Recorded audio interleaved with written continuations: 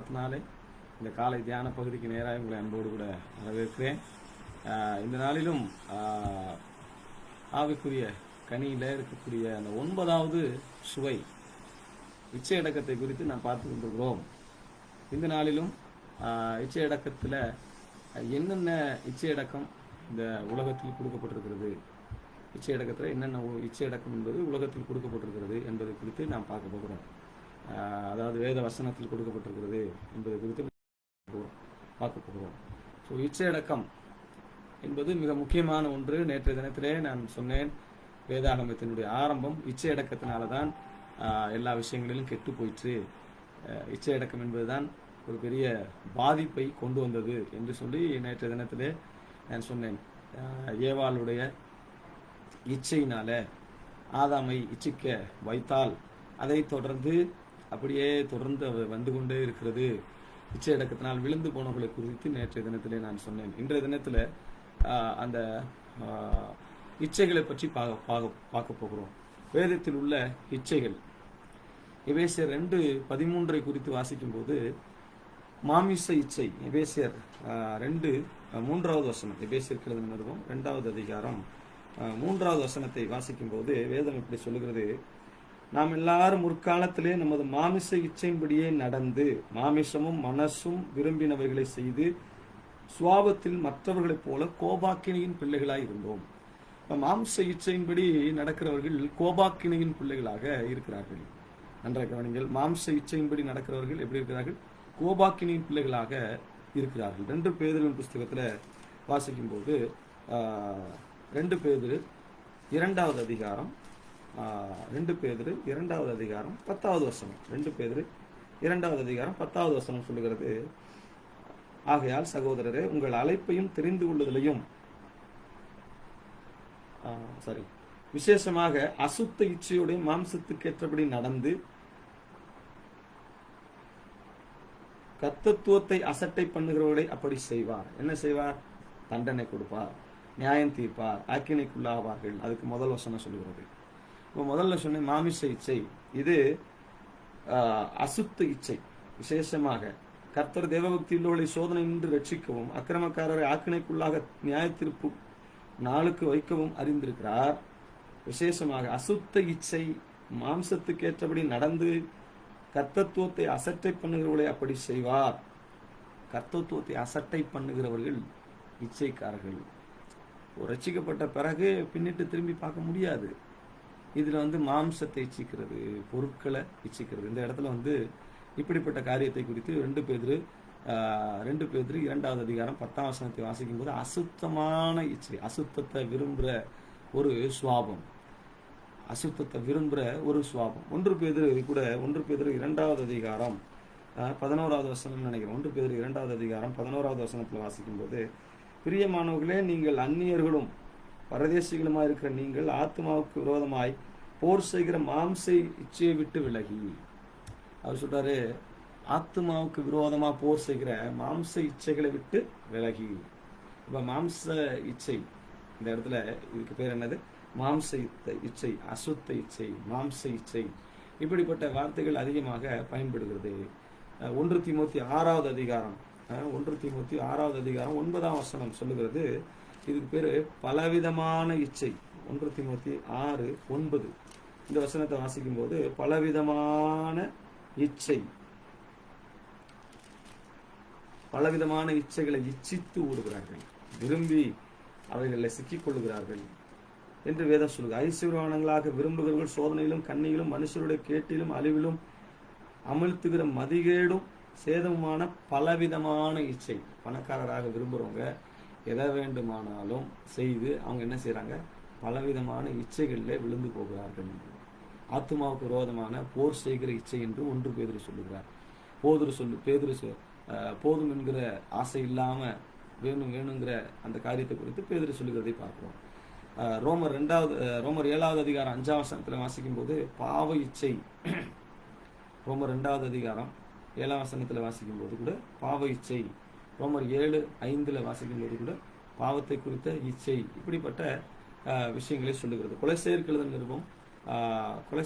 நிருபம் 3வது அதிகாரம் 5ஆம் வசனம், கொலோசியருக்கு எழுதின 3வது அதிகாரம் 5வது வசனத்தை வாசிக்கும்போது பவுல் கொலோசியர் புத்தகத்துக்கு எழுதும்போது, ஆகையால் விபச்சாரம், அசுத்தம், துர் இச்சை, இந்த இச்சைக்கு பேர் என்ன? துர் இச்சை, விக்கிரக ஆராதனையான பொருளாசை, துர் இச்சை ஆகிய விக்கிரக ஆராதனைகளான பொருளாசை, இப்படிப்பட்ட இச்சைகளை குறித்து சொல்லுகிறார். 2 தீமோத்தேயு 4:3 சொல்லும்போது பவுல் சொல்லுகிறார், சுய இச்சை, அவங்களுக்கு ஒரு விருப்பம், அவங்களுக்குள்ள ஒரு விருப்பம் இருக்கிறத குறித்து சொல்லுகிறார்.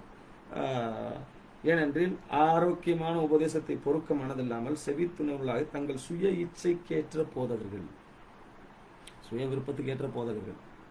எங்களுக்கு எந்த போதகரும் தேவையில்லை, எங்களுக்கு எங்கள் விருப்பத்துக்கு ஏற்ற போதகர்கள் போதும். அவங்களுக்கு ஏற்ற போதகர்கள், அவங்களுக்கு தட்டி கொடுக்குற மாதிரி போதகர்கள். இதனால் நம்ம நினைப்போம், பாஸ்டர்ஸ் தானே கூப்பிட்றோம், இந்த பாஸ்டர் இல்லைனா இன்னொரு பாஸ்டர் அப்படின்னு நினைப்போம். ஆனால் அதுவும் கூட இச்சை என்று பவுல் சொல்லுகிறார். அவங்களுக்கு தேவையான அவங்களுக்கு தேவையான காரியம், அவங்களுக்கு தேவையான வசனத்தை எடுத்துக்கிறது, அவங்களுக்கு தேவையான வசனத்தை மட்டும் வாசிப்பாங்க, திட்டுற வசனத்தை வாசிக்க மாட்டாங்க, கண்டிக்கிற வசனத்தை வாசிக்க மாட்டாங்க. இது கூட ஒரு விதமான இச்சை என்று தான் வேதம் சொல்லுகிறது. 1 தெசலோனிக்கேயர் 4:4 வாசிக்கும் போது மோக இச்சை, 1 தெசலோனிக்கேயர் 4:4 வாசிக்கும் போது 4ஆம் வசனத்தை வாசிக்கும் போது, தேவனை அறியாத அஞ்ஞானிகளைப் போல மோக இச்சைக்கு இடம் கொடாமல், அறியாத அஞ்ஞானிகள் மோக இச்சைக்கு இடம் கொடுக்கிறார்கள், அவர்களைப் போல மோக இச்சைக்கு என்ன செய்தாங்க? இடம் கொடுத்துறாதீங்க. பற்பல இச்சை, மோக இச்சை, மாம்ச இச்சை, மோசம் போக்கும் இச்சை, எபேசியர் 4:22 சொல்லும்போது ஆத்மாவை மோசம் போக்கும் இச்சை, அவயங்களில் போர் செய்கிற இச்சை, பிசாசின் இச்சை, 2 தீமோத்தேயு 2:26 வரும்போது பிசாசின் இச்சை, கண்களின் இச்சை, ஜீவனத்தின் இச்சை, இப்படி பலவிதமான இச்சைகள், கிட்டத்தட்ட ஒரு 20 வகையான இச்சைகளை குறித்த ஒரு டைட்டில் நிறைய கொடுக்கப்பட்டிருக்கிறது. இதெல்லாம் இச்சைகளை குறித்த காரியங்கள் நிறைய கொடுக்கப்பட்டிருக்கிறது.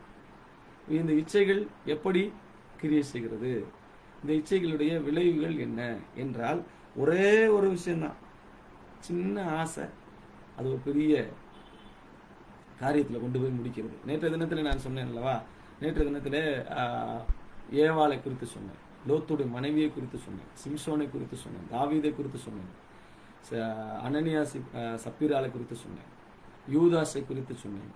இவங்கெல்லாம் இச்சித்து வலிவே விழுந்து போய்விட்டார்கள். சிமியோன் குறித்து சொன்னேன், பதவிக்காக ஆசைப்பட்டான். சிம்சன் குறித்து சொன்னேன், ஆமா போயிட்டான், வீழ்ச்சி, பெரிய ஒரு அடியில் விழுந்தான். நியாயாதிபதிகளில் வாசிக்கும் போது 16 நியாயாதிபதிகள் புஸ்தகம் முழுவதுமே ஒரு இச்சை நிறைந்த புத்தகம், அப்படிதான் சொல்லணும்.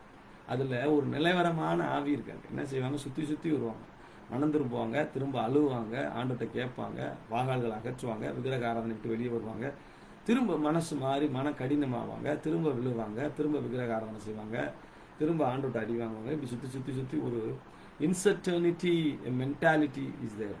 அங்கே ஒரு கிறுக்குத்தனமான அல்லது ஒரு சுற்றி வருகிறதான ஒரு சுரண்டு வருகிறதான ஒன்றும் புரியாத ஒரு பெரிய மோசமான மனநிலை அவர்களுக்குள்ளே இருக்கிறதை நீங்கள் அங்கே பார்க்க முடியும். சவுல் அப்படிதான் செய்கிறார்.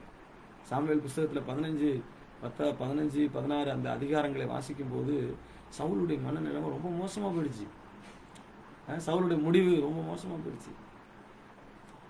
ஸோ அன்பான கர்த்தருடைய பிள்ளைகளே, யேசபேல் கூட அப்படிதான். கண்களின் இச்சை, அவங்களுக்கு என்ன தோணுது? போத்திபாருடைய மனைவி கண்களின் இச்சை, மாம்ச இச்சை, அப்படியே ஒரு இந்த இச்சை என்பது வேதாகமத்தில் ரொம்ப மோசமானதா இருக்குது. அதனால தான் நன்றாய் ஒன்றை கவனிங்க, காயின், ஆண்டவர் காயினை பார்த்து தம்பி எங்க அப்படி கேட்டார். ஏன் ஆண்டவர் தெரியாதா? தெரியும், அவருக்கு தெரியும். ஆனாலும் காயினை பார்த்து உன் தம்பி எங்க, உன் தம்பியோட ரத்தம் என்கிட்ட பேசிச்சு அப்படி சொல்லும்போது அவன் என்ன சொல்றான்? என் தம்பிக்கு நான் என்ன காவலாளியா?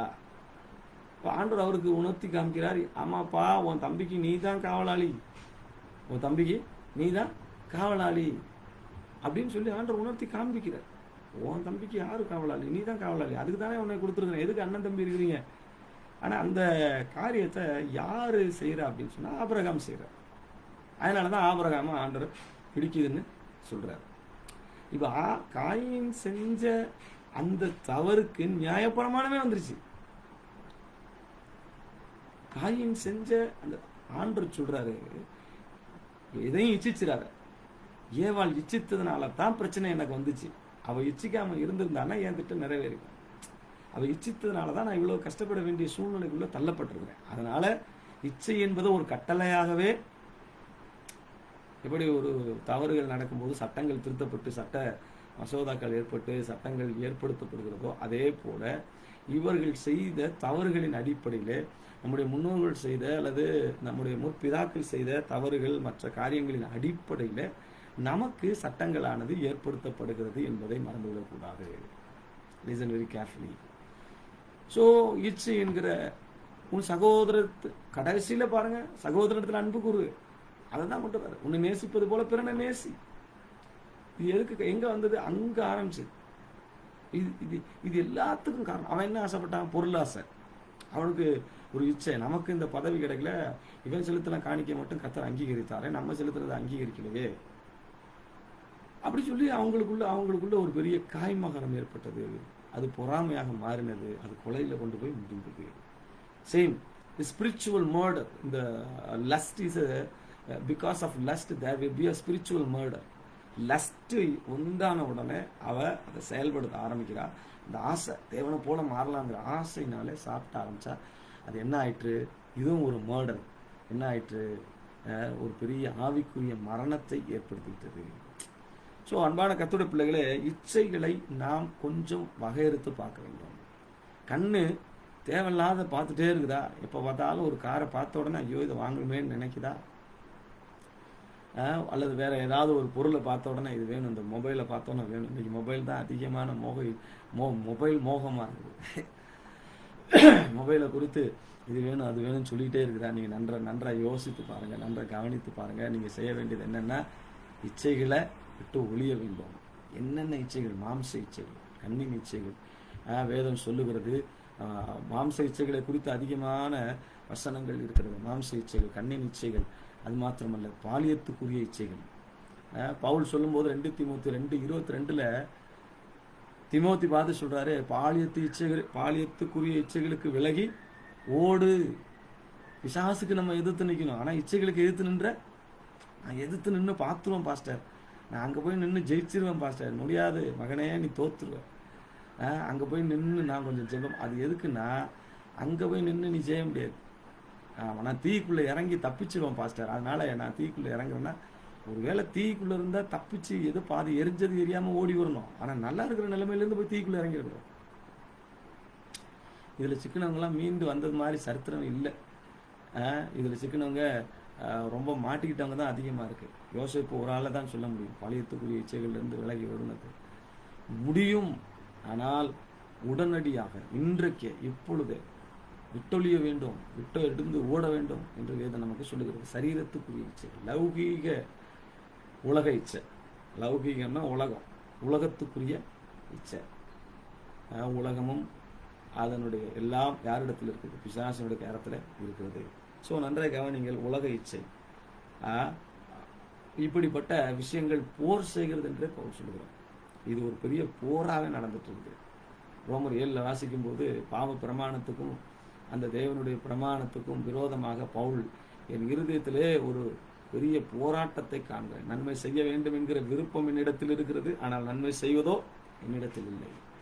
அப்படியானால் நான் அல்ல, பாவமே எனக்குள் வாசமா இருக்கிறது. 15 சொல்லும்போது சொல்றாரு, நான் அல்ல, பாவமே எனக்குள் வாசமா இருக்கிறது. நான் தேவனுடைய பிரமாணத்துக்கு கீழ்ப்படிய வேண்டும் என்று நினைக்கிறேன், ஆனால் என்னை மேற்கொள்ளுகிற ஒரு பாவ பிரமாணம் எனக்குள் இருக்கிறதை காண்கிறேன். அது எப்படி நீ, அதாவது என் மாம்சத்தில் நன்மை வாசமா இருக்கிறதில்லை என்று நான் அறிந்திருக்கிறேன். நன்மை செய்ய வேண்டும் என்கிற விருப்பம் என்னிடத்தில் இருக்கிறது, நன்மை செய்வதோ என்னிடத்தில் இல்லை. அதனால் நான் விரும்புகிற நன்மை செய்யாமல் விரும்பாத தீமை செய்கிறேன். அப்படி நான் விரும்பாததை செய்தால் நான் அல்ல, எனக்குள்ள வாசமா இருக்கிற பாவமே அப்படி செய்கிறது. அப்படியானால் நன்மை செய்ய விரும்புகிற என்னிடத்தில் தீமை உண்டு ஒரு பிரமாணத்தை காண்கிறேன். உள்ளான மனுஷனுக்கு ஏற்றபடி தேவனுடைய நியாய பிரமாணத்தின் மேல் பிரியமாயிருக்கிறேன். இந்த இச்சை என்ன செய்துவிடும்? தேவனுடைய நியாய பிரமாணத்தை அல்லது தேவனுடைய வார்த்தையை மேற்கொண்டு செயல்பட நினைக்கும். பரிசுத்தத்தை மேற்கொண்டு செயல்பட நினைக்கும். வார்த்தையை மேற்கொண்டு செயல்பட நினைக்கும். பரிசுத்த ஆவியை மேற்கொள்ள அப்படியே விடாப்பிடியா. அப்போ நீங்கள் உங்களை ஒரு முறை ஒரு ஆள் என்ன செஞ்சாரா, ஒரு கடலில் அல்லது சாரி ஒரு தண்ணியில் ஆற்றுல மாட்டிக்கிட்டாராம். இவர் நினைச்சாரு எப்படியாவது நம்ம தப்பிச்சு போகணும்னு நினச்சிட்டே இருந்திருக்கிறாரு. திடீரென்று ஒரு பெரிய ஒரு மரம் எரிந்து பாதி எரியாதது போல ஒரு கருப்பு மரம் வந்திருக்கிறார். அந்த மரத்தை இறுக பிடித்திருக்கிறார். இவர் மரத்து மேலே ஏற, மரம் இவர் மேலே ஏற, இப்படியே ஒரு மாதிரி நடந்திருக்குது. ஒன்றும் தெரியல. கொஞ்சம் நேரம் கழிச்சு பார்த்தா அது மரம் இல்லை, ஒரு பெரிய கரடி. இப்போ இவர் அதை அமுத்திடலான்னு நினச்சிருக்கிறாரு, அது இவர் அமுத்திடலான்னு அமுத்திடுச்சு. இறுதியில் 2 பேருமே என்ன பண்ண முடியல, தப்பிச்சு வரவே முடியல. கரடிகிட்ட மாட்டின முடியுமா? இப்போ ஒரு பெரிய வெள்ளம் புரண்டு போகும்போது நான் தப்பிச்சிடலாமா நீ தப்பிச்சிடலாமா, நம்ம பிடிக்கிறது கரடியை பிடிச்சிருக்கோம். இச்சையை பிடிச்சிருக்கோன்னா என்ன அர்த்தம்? கரடியை பிடிச்சிருக்கோம். கரடியை பிடிச்சிட்டு வர முடியுமா? அது தப்பிக்கிறதுக்கு இவரை போட்டு அமுக்கி என்ன செஞ்சிச்சு அது மேலே. அப்போ நன்றாக கவனிங்கள், இச்சை என்பது அப்படிப்பட்ட ஒரு விஷயம்தான். உயிர் தப்ப ஜீவன் தப்ப ஓடி போன்னு சொன்னால் ஓடிடணும். சரீரம் உடைய போனாலும் பரவாயில்லன்னு நீ ஓடிடணும். நெருப்பில் மாட்டிருக்கிறோம், ஒரு வீடு நெருப்பு பிடிச்சி எரியுது. நாம் என்ன செய்வோம்? ஐயோ நெருப்பு பிடிச்சி எரியுது, பரவாயில்ல, நம்ம டிவியை எடுத்து வைப்போம், செல்ஃபோன் எடுத்து வைப்போம், உள்ளே இருக்கிற பணத்தெல்லாம் எடுத்து வைப்போம் அப்படின்னு நினைப்போமா? இல்லை உயிர் தப்ப ஓடுவோமா? இதுதான் இச்சையினுடைய. அதனால தான் கட்டளையிலேயே அவர் சொல்லியிருக்காரு பாருங்க. எவ்வளோ பெரிய விஷயமா இருந்தால் அவர் கட்டளையிலே வச்சுருந்தோம். அப்போ நன்றாக கவனிங்கள், சின்ன விஷயமா இருக்கலாம், பெரிய எல்லாருக்கும் முன்னாடி என்னை பெருமையாக காமிச்சிக்கணும். பல பேர் அப்படிதான். எல்லாருக்கும் முன்னாடி பெரிய நகை போட்டிருக்கணும். நல்லா கவனிச்சுக்கணும். நீ பிடிச்சிருக்கிறது எதை தெரியுமா? நகை இல்லை, கரடியை பிடிச்சிருக்கிற, பிசாசை பிடிச்சிருக்கிற. உன்னை அமுத்திடும், உன்னை கீழே தள்ளிடும். என் வீடு என்ன, என் வாசல் என்ன, என் பிள்ளைகள் என்ன. இந்த இச்சைகளும் இந்த பெருமையும், மாம்சத்தின் இச்சையும். ஆமாம், மண்ணாசை நிறைய பேத்துக்கு இருக்கும். மண் வாங்கணும், இடத்த வாங்கணும், இங்கே வாங்கணும், அங்கே வாங்கணும். எவ்வளோ லேண்டை வாங்கிட்டே இருப்பான். நல்லா சாப்பிட மாட்டான், நல்லா உடுத்த மாட்டான், நிலத்தை வாங்கிட்டே இருப்பான் ஒருத்தன். இன்னொரு ஆள் எதை பார்த்தாலும் உத்து பார்த்துட்டே இருப்பான். ஆமாம், ஆண்களை பார்த்தா உத்து பார்க்கறது, ஒரு சில பெண்களை பார்த்தா உத்து பார்க்கறது, ஆபாசமாக பார்க்கறது, தேவையில்லாததை பார்க்கறது, பெருமையாக பார்க்கறது, இச்சை அப்படியே தாழ்வு மனப்பான்மை. இதெல்லாம் ஒரு ஆள் வந்துருச்சு. ஒரு குற்ற மனப்பான்மையோட பார்க்கறது, தாழ்வு மனப்பான்மையோட பார்க்கறது, வாழ்க்கையிலுடைய பெருமை இதை சொல்லிக்கிறது. எப்பயுமே மனுஷனுடைய சுவாபம் நன்றாக கவனிங்கள். கண்களின் இச்சையினாலும் மாம்சத்தின் இச்சையினாலும் வாழ்க்கையுடைய பெருமையினாலும் தான் நிறைந்திருக்கிறது. அவங்களுக்கு பெருமையாக பேசுறது பிடிக்கும். எந்த வீட்டுக்கு போய் பாருங்க, பெருமையா, ஈவன் பாஸ்டர்ஸை பாருங்க, பெருமையாக பேசுறது தான் பிடிக்கும். பெருமையாக பேசணும். எங்கள் ஊழியம் பெரிய ஊழியம், 50 டிஸ்ட்ரிக்ட் வேலை செய்கிறோம், 20 டிஸ்ட்ரிக்ட் வேலை செய்கிறோம், 5 ஸ்டேட்டில் வேலை செய்கிறோம். அப்படி சொல்லும்போது அவங்களுக்கு சந்தோஷமாக இருக்கும். நீங்கள் உங்களுக்கே தெரியாமல் வெள்ளத்தில் போயிட்டு இருக்கிற நீங்கள் கரடியை பிடிச்சிருக்கிறீங்க. கரடி மேலே ஏறி நீ மாட்டிடுவாங்கிறத மறந்துடக்கூடாது. கரடி மேலே போய் நீ மாட்டிடுவாங்கிறத மறந்துடக்கூடாது. ஸோ இந்த இச்சைகள் நான் சொன்னேன் இல்லையா, பற்பல இச்சைகள், மோக இச்சைகள், மாம்ச இச்சை தான் அதிகமாக சொல்லியிருக்குது. மாம்ச இச்சைகளை குறித்து வாசிக்கும்போது பாலியத்துக்குரிய இச்சை என்று சொல்லப்பட்டிருக்கிறது, சரீரத்துக்குரிய இச்சை என்று சொல்லப்பட்டிருக்கிறது, மோக இச்சைன்னு சொல்லப்பட்டிருக்கிறது, மாம்சத்துக்குரிய இச்சைன்னு சொல்லப்பட்டிருக்கிறது, அசுத்தத்துக்குரிய இச்சை என்று சொல்லப்பட்டிருக்கிறது, பாவ இச்சை என்று சொல்லப்பட்டிருக்கு. இது எல்லாமே மாம்சத்துக்குரிய இச்சை. அப்போ நான் நேற்றைய தினத்தில் சொன்னேன், பாவம் இச்சையாக பிறப்பெடுப்பதற்கு முன்பு கண்களினால் காணப்படுவதனாலே வரக்கூடிய பிரச்சனை தான். You need to cut off from your eyes. நீங்கள் கண்ணில் பார்க்குறதையே முதல்ல கட் பண்ணிடணும். கண்ணில் ஒரு விஷயத்தை பார்க்கும்போது உடனே போய் மைண்டில் தான் செட் ஆகும், இருதயத்துக்கு போகாது. ஆனால் மைண்டில் அப்பப்போ டெலீட் பண்ணிகிட்டே இருக்கணும். தேவையில்லாத தூக்கி போடணும், தேவையில்லாத பேசக்கூடாது, தேவையில்லாத கண்ட்ரோல் பண்ணி அதை க்ளீனாக வச்சுக்கணும். குப்பைத்தொட்டி மாதிரி எப்பயுமே உங்கள் மைண்டை வச்சுக்கூடாது. குப்பைத்தொட்டி மாதிரி உங்களுடைய மனநிலையை வச்சுக்கூடாது. ரொம்ப ரொம்ப முக்கியம். குப்பைத்தொட்டி மாதிரி போட்டு வச்சுருந்தீங்கன்னா அதில் ரொம்ப நாற்றம் எடுத்து போயிடும், ரொம்ப ஸ்டாக்னண்ட்டாக போயிடும், தேங்கி நிற்கிற தண்ணியில் புழு பூச்சிகள் இருக்கிறது போல் ஆயிடும். அப்போ தேவையில்லாத விஷயம் மைண்டில் வைக்கவே கூடாது. ஒரு சிலரை குறித்து தவறான எண்ணங்கள் வைக்கவே கூடாது. அப்படிப்பட்ட விஷயங்கள் நம்ம என்ன செய்யணும்? மண்ணாசை. ஆமாம், அது ஒரு பெரிய ஆசை. இடத்த வாங்கணும், பொருளை வாங்கணும், அது மாதிரி. அப்புறம் கண்ணின் இச்சையினால் வரக்கூடிய ஆசை. இந்த ஆசையே துன்பத்துக்கு காரணம். யார் சொன்னது? ஆமாம், அவர் சொல்லிட்டார், ஆசையே துன்பத்துக்கு. ஆசையே இல்லாமல் இருக்கணும், அது ஒரு பெரிய பேராசையாக போச்சு. ஆனால் இன்றைக்கி நீங்கள் போய் அந்த கோவில்கள்லாம் பார்த்தீங்கன்னா ஏகப்பட்ட ஆசை இருக்கிறத நீங்கள் பார்க்க முடியும். அதை சும்மா சொல்கிறது அவ்வளோதான். ஆனால் நன்றாக கவனிங்கள், கண்ணின் இச்சை, மாம்சத்தின் இச்சை, ஜீவனத்தின் பெருமை, இவைகள் மூன்று ரொம்ப முக்கியமானது. இவைகள் தான் இந்த இச்சையினுடைய ட்ரையாங்கிளா இருக்கு. இச்சை இருக்கிறவர்கள் ஒரு ஸ்டெப் ஏறுவாங்க, 4 ஸ்டெப்பு கீழே வருவாங்க, திரும்ப ஒரு ஸ்டெப் ஏறுவாங்க, 4 ஸ்டெப்பு கீழே வருவாங்க, ஒரு ஸ்டெப் ஏறுவாங்க, திரும்ப 4 ஸ்டெப் கீழே வருவாங்க. நல்லா கவனிங்க, ஒரு ஸ்டெப் ஏறி 4 ஸ்டெப்பு கீழே விழுந்து, ஒரு ஸ்டெப் ஏறி 4 ஸ்டெப்பு கீழே விழுந்தா நான் படம் வரைஞ்சி காமிக்க முடியல. ஒரு ஸ்டெப் ஏறி 4 ஸ்டெப்பு கீழே விழுந்து, ஒரு ஸ்டெப் ஏறி 4 ஸ்டெப்பு கீழே விழுகிற ஒரு நிலைமை இருந்தா, ஒவ்வொரு முறை ஒரு ஸ்டெப்பு ஏறும்போதும் 2 ஸ்டெப்பு கீழே போயிட்டே இருக்கிறாங்க. Listen very carefully. இதுதான் அவங்களுடைய நிலைமை. வளரவே முடியாது, தொடர்ந்து கீழே போயிட்டு சரிஞ்சிட்டே இருக்கும். அது யாருக்கு தெரியும்? அவங்க உள் மனசுக்கு தெரியும். நான் இச்சை அடக்கம் இருக்கிறவர்கள் ஒரு ஸ்டெப்பு ஏற நினைப்பாங்க, பல ஸ்டெப்பு மேலே போவாங்க. ஏன்? தேர் செல்ஃப் கண்ட்ரோலில் இருக்கும்போது அந்த மனசு சரியாக செயல்படும், மாம்சத்தின் கிரியைகள் சரியாக செயல்படும், தேவையில்லாத விஷயங்கள் போயிடும், தேவையில்லாத காரியங்கள், தேவையில்லாத அலப்பறைகள், தேவையில்லாத பெருமைகள், தேவையில்லாத விஷயம் எல்லாம் போயிடும். So they will be genuine in their life, they will be very correct in their life. So ரொம்ப முக்கியமான விஷயம், ஜாக்கிரதையாக இருப்பாங்க, பாதுகாப்போடு இருப்பாங்க. அதை குறித்து நாளை தினத்தில் நான் பார்க்க போகிறோம். ஸோ இந்த இச்சைகள், இந்த எத்தனை கிளாசிஃபிகேஷன் கொடுத்தோம் அது எல்லாத்தையும் ஞாபகத்தில் வச்சுருங்க. பலவிதமான இச்சை, ஆசை என்கிற இச்சை, மாம்ச இச்சை, மோக இச்சை, பற்பல இச்சை, அசுத்த இச்சை, மோகசம் போக்கும் இச்சை, பாவ இச்சை, ஆத்மாவுக்கு விரோதமாக போர் செய்கிற இச்சை, இது எல்லாத்தையும் நீங்கள் ஞாபகத்தில் வைத்துக் கொள்ளுங்கள். இவைகள் எல்லாமே அந்த 3 டாப்பிக்கில் அடங்கும் என்பதை நான் உங்களுக்கு சொல்லுகிறேன். இவைகளால் மனுஷன் எப்படி நான் சொன்னது போல கரடியை வெள்ளத்தில் பிடித்திருக்கிற மனுஷன், கரடி தப்பிக்குமா மனுஷன் தப்பிக்குவானா என்ற நிலைமையில் இருக்கிறான். ஒரு வீடு இந்த இச்சைகளில் உட்பட்டிருப்பீர்களானால் நன்றாக யோசித்து பாருங்கள். உங்களுடைய சகோதரர்கள் மேலே உங்களுக்கு பொறாமை இல்லையா? உங்கள் மனைவியின் மேலே உங்களுக்கு கோபம் இல்லையா? அல்லது உங்கள் ஊழியத்தில் உடன் ஊழியர்களோடு கூட உங்களுக்கு பிரச்சனை இல்லையா? எல்லாத்துக்கும் காரணம், பொறாமை வருவதுக்கு காரணம் பெருமை, பொறாமை வருவதுக்கு காரணம் இச்சை, பதவி ஆசை, மாம்சத்தின் இச்சை, ஜீவனத்தின் பெருமை, கண்களின் இச்சை. உங்களால் நடைப்பணமா வாழ்ந்து கொண்டிருக்கிறீங்க, தேவனுக்கு பிரியமா வாழ முடியல, மனுஷருக்கு பிரியமா வாழ முடியல. மறந்துடாதீங்க, நீங்க வேற எங்கேயோ யூ ஸ்னாட் வேற சம்வேர், நீங்க எங்கேயோ உங்க ஒரு கண்ணியில மாட்டிருக்கிறீங்க. காரணம், இந்த கண்ணிலிருந்து உங்களால விடுபட முடியல. அப்ப நீங்க என்ன செய்யணும்? எரிந்து கொண்டிருக்கிற அக்கினி, தீப்பிடித்து எரிந்து கொண்டிருக்கிற வீட்டுக்குள் இருக்கிறீர்கள். இச்சையிலே இருக்கிறவர்கள் தீப்பிடித்து எரிகிற வீட்டுக்குள்ளே இருக்கிறீர்கள்.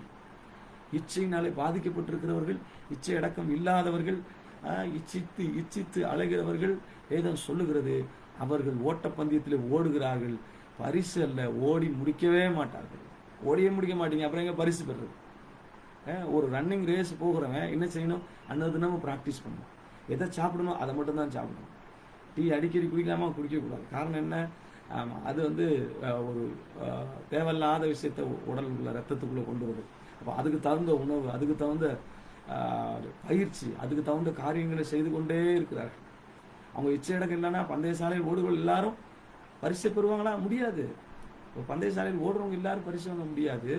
இச்சை அடக்கத்தோடு சரியாக இருந்து பயிற்சி எடுத்து வந்து ஓடுறவங்க மட்டும்தான் ஓட முடியும். அதே போல தான் இப்போது இச்சை அடக்கம் என்பது நாம் பயிற்சி எடுக்கிற ஒரு விஷயம்.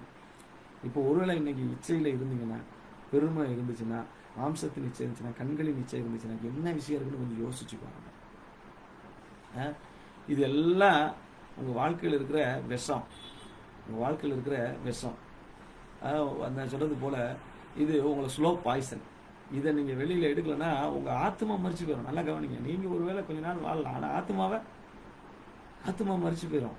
ஆத்மா மறிச்சு போயிடுச்சுன்னா அதுக்கப்புறம் ஒன்றும் பண்ண முடியாது, உங்களுக்கே தெரியாது. அப்போ இந்த உள்ளுக்குள்ளேயே விஷத்தை வச்சுக்கிட்டு விஷ மருந்து சாப்பிட்டுட்டு இருக்கிற ஒரு குணாதிசயம் தான் இச்சைன்னு குணம். பொருளை இச்சிக்கக்கூடாது, மனுஷனை இச்சிக்கக்கூடாது, மனுஷியை இச்சிக்கக்கூடாது, பெருமை கொண்டாடக்கூடாது. இது மூணும் ஒன்னோட ஒன்று தொடர்பு உடையதாக இருக்கிறது என்பதை நாம் நன்றாக புரிந்து கொண்டு அறிக்கை செய்ய போகிறோம். இன்றைக்கு நல்ல ஒரு கன்ஃபெஷன் எடுங்க. நீங்க பிடிச்சிருக்கிறது ஆண்டவர் அல்ல, கரடிய.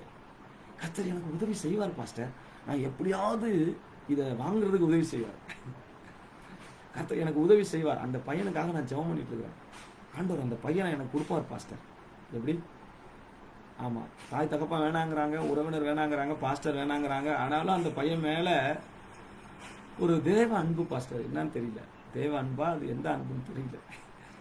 நான் ஆண்டவர்கிட்ட சொல்லிட்டேன் பாஸ்டர், ஆண்டவர் எனக்கு 50 பவுன் நகை கொடுக்க போறார் பாஸ்டர், நீ பரிசுத்தமாகி பரலோகத்துக்கு போறதுக்குரிய வழியை பாரு.